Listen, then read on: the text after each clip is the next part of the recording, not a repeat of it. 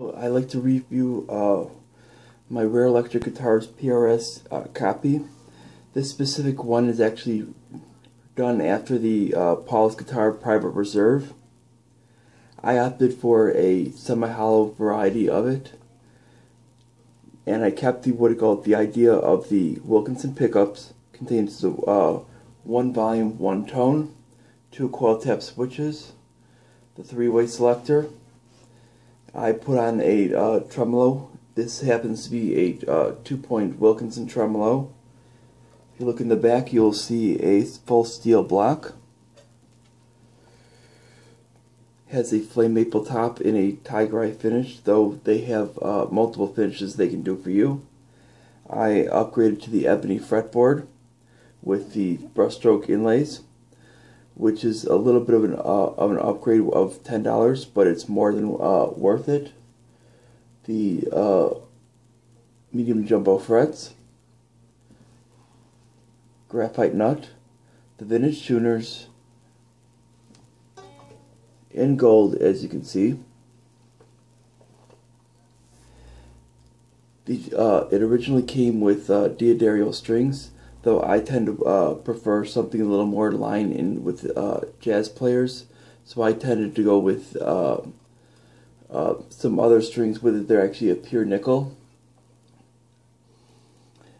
and it plays overall very, very well with it. It actually has a lot better sustain than I was expecting, and some of the visual parts of it were a lot more pleasing than I was expecting.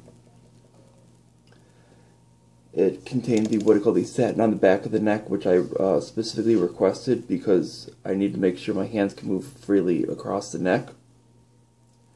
It originally came with a back of a tremolo cover, but I opted to go and remove it.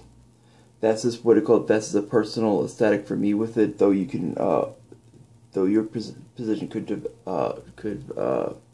vary on your personal preference. Traditional cavity, if you can see up close with it, it's actually sunk into the body so it doesn't sit on top. And then with the overall hardware with it, I opted for the gold hardware with it. You can have an option of going for 2 F-holes like on the body, but because of the change in the aesthetic on the controls that it would cause, I opted just for the one with it, but it gives plenty enough sustain for whatever your needs happen to be. The scale length was retained at the 25 inches, as the normal is with it, though obviously you can change the scale length with them as you please.